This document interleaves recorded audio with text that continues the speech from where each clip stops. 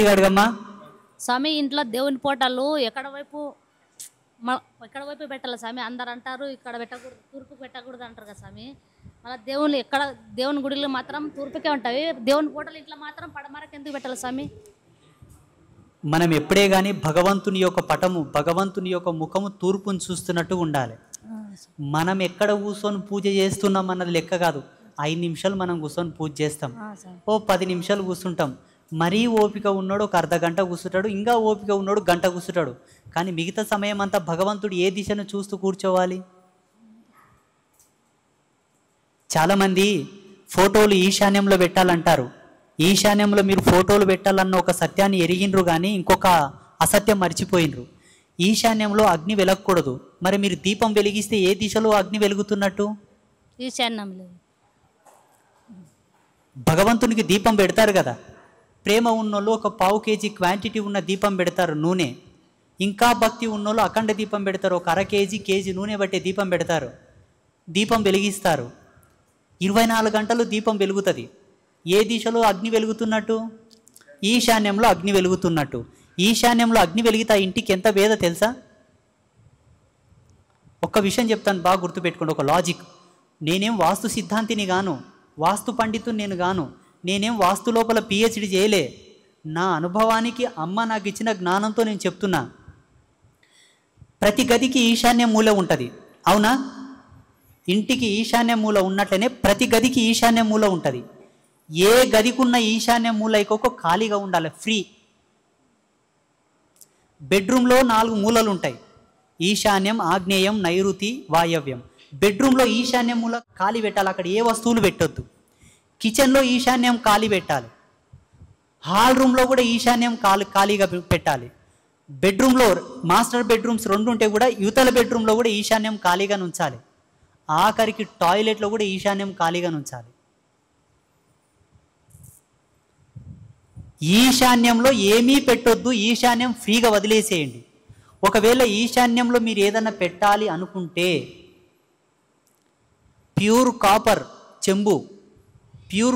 చెంబు, రాగి చెంబు, రాగి గ్లాస్, లేకపోతే రాగిది ఒక తాంబాళం తీసుకొని, ఒక గంగాళం తీసుకొని అందులో నీళ్లు పోసి ఈశాన్యంలో పెట్టండి. ఇంటికి సలువ. యజమానికి ఎన్ని నష్టాలు వచ్చినా, ఎన్ని బాధలు వచ్చినా చికాకులు ఉండవు. ఇక్కడ నుంచి కంట్రోల్ చేస్తుంది యజమాని యొక్క శక్తిని, యజమాని యొక్క యశస్సుని, ఆయన మేధస్సుని.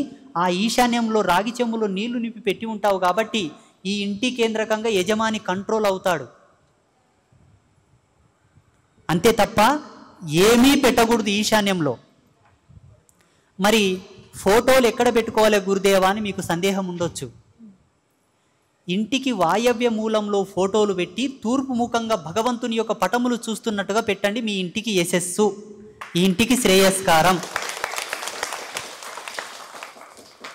అక్కడ ఎంతసేపన్నా దీపం వెలిగించుకో, నీవు ఎంతసేపన్నా గంట మోగించు.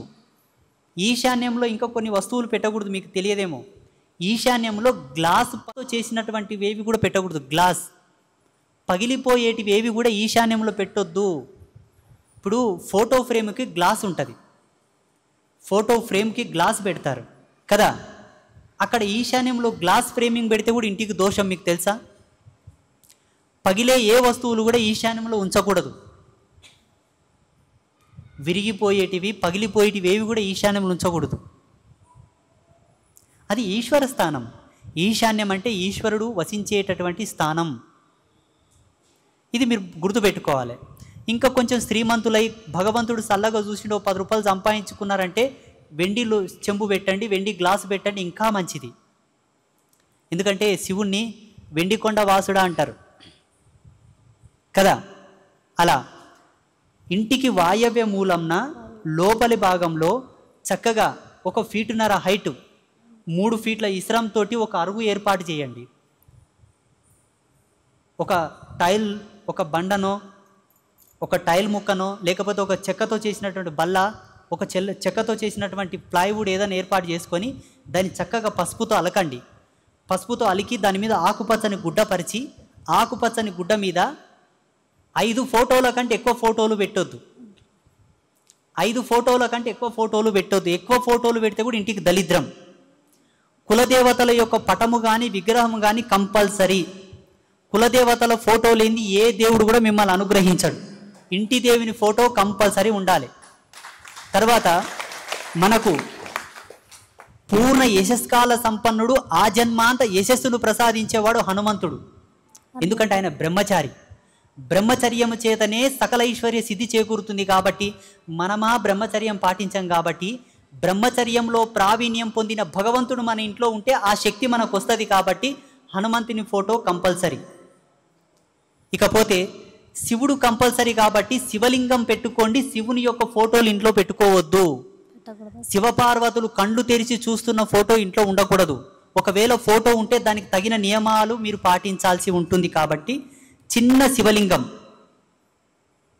అది వెండితో కానీ పంచలోహాలతో కానీ ఇత్తడితో కానీ పాలరాయితో కానీ నల్లరాయితో కానీ నర్మదా బాణలింగాలు కానీ చిన్న శివలింగం తెచ్చి పెట్టుకోండి. ఒకవేళ శివుని ఫోటో మీరు పెట్టుకోవాలంటే శివుడు యోగముద్రలో ఉన్న ఫోటో తెచ్చి పెట్టుకోండి. కళ్ళు సగం మూసి మూయనట్టుగా తెరిచి, తెరిచి తెరవనట్టుగా తెరిచి ధ్యానముద్రలో ఉండేటటువంటి పరమశివుని ఫోటో తెచ్చి పెట్టుకోండి. ఇంటికి మంచిది. లేకపోతే శివ పరివార సమేతమైన ఫోటో పెట్టుకోండి. గణపతి, కార్తికేయుడు, అమ్మవారి వాహనం, శివుడి వాహనం, గణపతి వాహనం, కుమారస్వామి వాహనం, సపరివార సమేతంగా ఉన్న ఫోటో తెచ్చిపెట్టుకోవచ్చు. శివ కుటుంబ పరివార ఫోటో పెట్టుకోవచ్చు, తప్పులేదు. ఇకపోతే శ్రీ వెంకటేశ్వర స్వామి ఫోటో పెట్టుకోవాలి కంపల్సరీ. ఈ కలియుగానికి ఆయన అధిపతి కాబట్టి వెంకటేశ్వర స్వామి ఫోటో ఇంట్లో ఉంటే అప్పులు కావు. ఎన్ని ఫోటోలే? హనుమంతుని ఫోటో, వెంకటేశ్వర స్వామి ఫోటో, శివుని ఫోటో అన్నా విగ్రహం అన్నా, లేకపోతే ఒక ఫోటో మిగిలింది కదా, ఆ photo Shriman Mahalakshmi photo compulsory. Lakshmidevi photo కూడా ఎలా ఉండాలంటే అమ్మవారు ఆకుపచ్చ చీర ధరించిన ఫోటో తెచ్చుకోండి. అమ్మవారి పక్కన 2 తెల్లటి ఏనుగులున్న ఫోటో తెచ్చుకోండి. వేరే ఏ ఫోటో కూడా ఇంట్లో పెట్టుకోకూడదు. లక్ష్మీదేవి నిలబడి ఉన్న ఫోటో మాత్రం ఇంట్లో ఉంచుకోవద్దు. ఎర్రటి చీర ధరించిన లక్ష్మీ ఫోటో పెట్టుకోవద్దు. పసుపు పచ్చ చీర ధరించిన ఫోటో పెట్టుకోవద్దు. తెల్ల చీర ధరించిన ఫోటో పెట్టుకోవద్దు. గృహస్థులు, సంసారికులు తప్పకుండా ఆకుపచ్చ చీర ధరించిన లక్ష్మీ అమ్మవారి ఫోటో ఇంట్లో పెట్టుకోవాలి. అది కూడా కూర్చున్న ఫోటో, కమలం మీద కూర్చున్న ఫోటో పెట్టుకోండి. ఇలా 5 రకాల ఫోటోలు తెచ్చుకోండి. ఫోటోలు ఏ సైజులు ఉండాలి? మూర కన్నా పెద్ద ఫోటోలు ఉండకూడదు. ఒక మూర, వేలు చివరి భాగం నుంచి మోచేతి వరకు ఎంత ఉంటుందో అంత సైజు ఫోటోలు పెట్టుకోవాలి. బారెడేసి చారెడేసి ఫోటోలు పెట్టుకోకూడదు. ఫోటో సైజు పెరిగిందంటే దాని యొక్క శాంతిని కూడా మీరు కంట్రోల్ చేయాల్సి ఉంటుంది. బాగా గుర్తుపెట్టుకోండి. విగ్రహాలు ఏ సైజులో ఉండాలి? యజమాని చేతి వేళ్ళు ఎంత సైజు ఉంటాయో, యజమాని చేతి వేళ్ళు ఎంత సైజు ఉంటాయో అదే సైజు విగ్రహాలు తెచ్చి పెట్టుకోండి. ఎంతలా ఉండాలి? పిడికిడితో మూస్తే ఎంత ఉంటావో విగ్రహాలు తెచ్చి పెట్టుకోండి. ఒక పిడికిడి పట్టుకుంటే ఎంత లావు ఉంటాయో అంతే లావు తెచ్చి పెట్టుకోండి. పోనీ అలా మన కొలత తెలుస్తలేవంటే 2 వేళ్ళు కలిపితే ఎంత విశ్రామం ఉంటాయో అంత విశ్రామం, అంత వెడల్పు, అంత విడుతుగా విగ్రహాలు తెచ్చి పెట్టుకోండి. ఇంకొక విషయం, విగ్రహాలు ఎప్పుడే కానీ బొళ్ళుతో ఉండకూడదు. లోపల వెలితిగా ఉండి బయట మొత్తం పూతగా ఉన్న విగ్రహాలు పెట్టుకోకూడదు. విగ్రహాలు ఎప్పుడే కానీ ఫిల్ ఉండాలి, గట్టిగా ఉండాలి. విగ్రహాలు చప్పుడు వస్తే ఇంట్లో దరిద్రం. విగ్రహాలు లోపలంతా ఖాళీగా పెట్టి బయట నుంచి మాత్రమే ఆకారం ఇచ్చి ఉంటారు ఈ మధ్యలో. అటువంటి విగ్రహాలు పెట్టుకోవద్దు. ఇలా ఒక దేవుని ఫోటో, ఆ దేవుని తాలూకు విగ్రహం, ఒక దేవుని ఫోటో, ఆ దేవుని తాలూకు విగ్రహం తెచ్చి ఇంట్లో పెట్టుకోవాలి. పెట్టుకున్న తర్వాత విగ్రహాలు ఎలా అమర్చుకోవాలి, ఫోటోలు ఎలా అమర్చుకోవాలి? శ్రీమన్ మహాలక్ష్మికి ఎప్పుడే కానీ ప్రిన్సిపల్ స్థానం ఇవ్వాలి. ఆమెను మధ్యలో పెట్టాలి, లేకుంటే అమ్మవారు అలుగుతుంది. లక్ష్మీదేవికి అలిగే గుణం ఎక్కువ ఉంటుంది. లక్ష్మీదేవి ఫోటో మధ్యలో పెట్టి, లక్ష్మీదేవికి కుడి చేయి వాటంగా విష్ణు అంశాలు, విష్ణు అవతారాలను పెట్టి, ఎడమ చేయి వాటంగా శివాంశాలు, శివావతారాలు మనం ఫోటోలు పెట్టుకోవచ్చు. ఇది పద్ధతి. ఇక కొంతమంది పూజ్య గురుదేవుల యొక్క పటములు, గురువుల యందు ప్రీతి కలిగి గురువుల యందు భక్తి ఉన్న వాళ్ళు దత్తాత్రేయుని ఫోటో, రాఘవేంద్ర స్వామి ఫోటో, అలాగే రమణ మహర్షి ఫోటో, ఇంకా కొంతమంది బ్రహ్మంగారి ఫోటో, వీళ్ళంతా గురు పూజ్యులు. వీళ్ళ ఫోటోలు కనుక మీరు ఇంట్లో పెట్టుకోవాల్సి వస్తే భగవంతునికి సమానమైన స్థానంలో వాళ్ళ ఫోటోలు పెట్టకూడదు. వాళ్ళకు వేరే స్థానం ఇచ్చి ఇప్పుడు ఇది దేవుని స్థానం అనుకుంటే ఇటుపక్కో అటుపక్కో గురువులకు సపరేట్గా ఒక స్థానం ఇచ్చి అక్కడ గురువులను పూజించుకోవాలి. దేవుళ్ళ స్థాతుల గురువులను పెట్టి పూజించొద్దు. ఎందుకంటే మనకు సనాతన ధర్మంలో ఉండే దేవతలందరూ కూడా పూర్ణ సౌభాగ్యమూర్తులు, వాళ్ళు రాజయోగులు, వాళ్ళందరికీ సతులు ఉంటారు, వాళ్ళకందరికి పరివారం ఉంటుంది. కానీ గురువులకు ఎప్పుడే కానీ భార్యలు ఉండరు. బ్రహ్మంగారికి ఉన్నారు, మంత్రాలయం రాఘవేంద్ర స్వామికి ఉన్నారు, మిగతా గురువులకు ఉండకపోవచ్చు. అలా గురుతుల్యులకు ఎప్పుడే కానీ ప్రత్యేకమైన స్థానం ఇచ్చి వాళ్ళని ప్రత్యేకంగా పూజించుకోవాలి. భగవంతునికి షోడశోపచార విధి ఉంటుంది, గురువులకు షోడశోపచార విధి లేదు. ఎందుకంటే దాంట్లో రాజోపచారాలు ఉంటాయి, దేవ్యోపచారాలు ఉంటాయి. దాంట్లో గురువుకు చేసే పూజ విధి విధానం అంతా వేరు ఉంటుంది. కాబట్టి వారికి ప్రత్యేకంగా పక్కకు స్థానం ఇచ్చి అక్కడ పూజించుకోవాలి. ఇది సనాతన ధర్మంలో, హిందూయిజంలో మనకు సవ్య సమానమైనటువంటి, అనుకూలమైనటువంటి, అందరికీ ఆమోదయోగ్యమైనటువంటి, అష్టైశ్వర్య సమన్వితమైనటువంటి పూజా పద్ధతి. ఈ విధంగా మీరు ఏర్పాటు చేసుకోండి.